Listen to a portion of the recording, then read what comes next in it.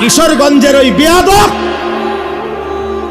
গত 60 বছরে তোর মতো বেয়াদবের মতো কথা বাংলাদেশে কোনো নাস্তিক মুরতাদ, কোনো স্বঘোষিত মুরতাদ এত বড় কথা বলে নাই। সে দেশের মা বোনদেরকে বলছে যে আপনারা আলেমের সন্তান পেটে নিবেন না। আরে বেটা বেয়াদব, তোর মতো বেয়াদবকে, তোর মা বাপকে যদি কোনো আলেমে দিন বিয়ে না পড়াইতো তো তুই ফজলুর রহমান কোনো নেককার চরিত্রবান কোনো পবিত্র নারীর ঘরে জন্ম নিতে পারতি না বেটা। তুই এখন মোল্লা চেনো না? ইসলাম এক জিনিস, মোল্লাতন্ত্র আরেক জিনিস। ইসলাম তোর আব্বার, ইসলাম তোর বাবার নাকি বেটা? হ্যাঁ, ইসলাম তুমি আনছো নাকি? এজন্য এটা স্পষ্ট, এই বেয়াদব চূড়ান্ত বেয়াদব।